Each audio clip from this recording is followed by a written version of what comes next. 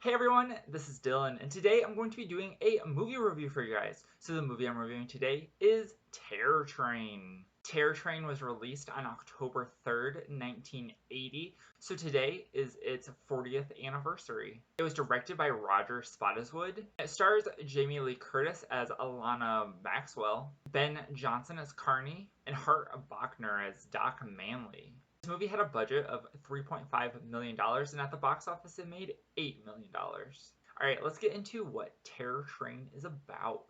So, Terror Train starts off with a cold open, and in this cold open, we're at a fraternity Christmas party, I think, but it's all outside, which is very strange choice on the part of this fraternity, especially with the potential of drinking and hypothermia. I mean, let alone that is horrible. But anyway, we're at this party and we have pledges still, which is kind of also bizarre because they typically, new members are inducted during the semester and you don't have more new members until after the semester starts. So they're in like this in between period. So that's weird. But they're like, hey, let's set you up with this girl and you can go have sex with her, I guess. And so they set up this guy and it all turns out it's an elaborate prank. So he goes into the house and up the stairs, and he's told that he is going to be, I guess, messing around with Alana. And so Alana's on board for all of this, kind of. But she is like hiding in behind this like curtain thing, and she's like talking to this guy, but there's something else in the bed, and she's told that it's one of somebody else's friend. And so once the guy comes and she's like, kiss me, and the guy like touches the person in the bed, and it falls over, and it appears to be a like dead body that has been autopsied.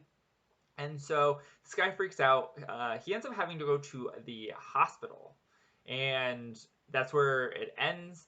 Then we fast forward to 3 years later, where they're having a like senior New Year's party on a train, which is by far the weirdest thing that I think that I've heard about in fraternity life. I was in a fraternity, so I've definitely heard of some interesting things.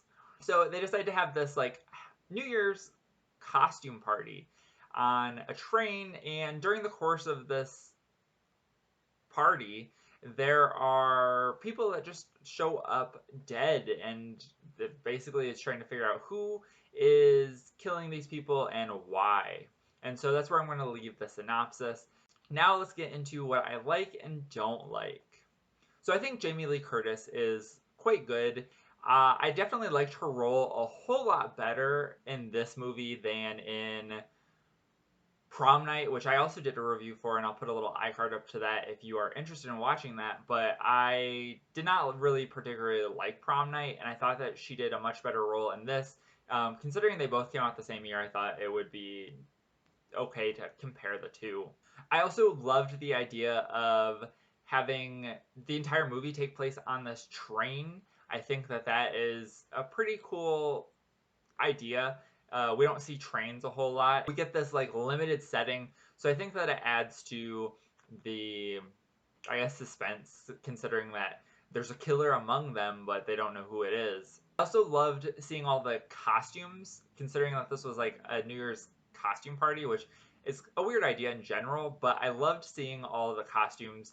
There was a lot of really cool and interesting costumes, and I kind of like the idea of having like a costume party but not during Halloween. I think it's just kind of a fun idea.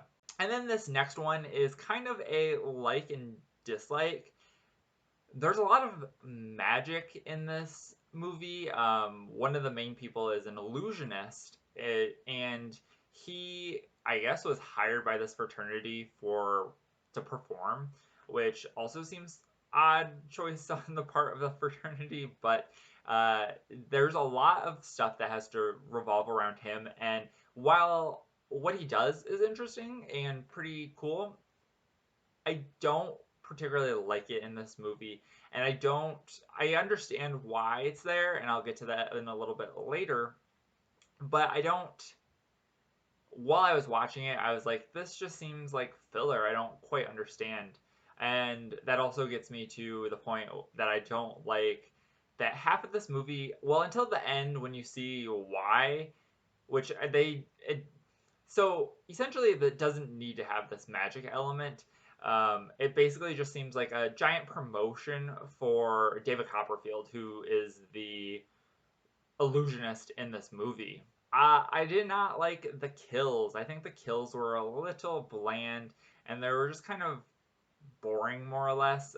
Some of the kills we basically just get off screen or hardly anything at all, and we just are left with the aftermath, and I don't particularly like that. One of the characters, Doc, is supposed to be a med student. One of his friends gets injured, and I'm pretty sure he's alive at the time, but he literally doesn't do a single thing to try to help him.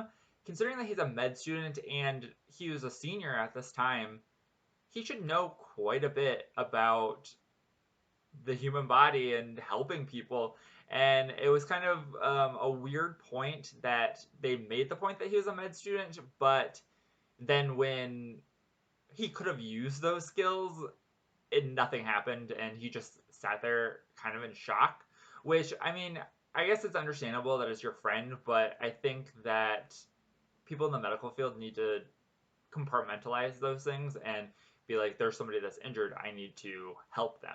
So now let's get into spoiler territory. So if you're not interested in hearing this, you can click off now, or you can skip forward a little bit. But I did not like the reveal and the motivation. So the motivation was revenge, and while yes, it was a terrible prank to play on somebody, I don't think that it was worthy to kill people over. I mean, yeah, it really, I mean, he didn't do anything to this. He literally just touched the dead body and it fell over. That was basically it. And he went to the hospital. I don't know, like, the specifics of his conditions or anything like that. But yeah, I think that the motivation sucked. So we have the reveal of the killer being this kid who they pranked, but the reveal also is that he was the female assistant to the illusionist, and I think in drag, and that I think is very dangerous to the LGBT plus community, and I think that at that time in the 1980s, we were just starting to get into the HIV and AIDS crisis, and I think that that could have potentially really damaged and really added to this idea that this community is demonized and all of that. And I just don't like the way that they made.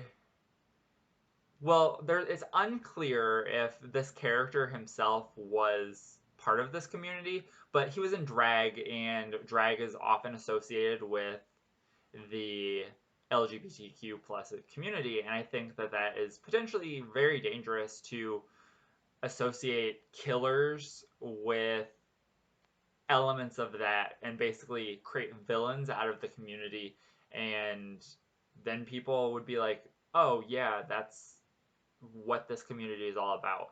And I think that that is very dangerous, and I did not like that at all. So now let's talk about what other people thought of this movie. On Letterboxd, it has a 2.9 out of 5. On Rotten Tomatoes, it has a 36% critic score and a 38% audience score. I gave this movie a 3 out of 5 on Letterboxd.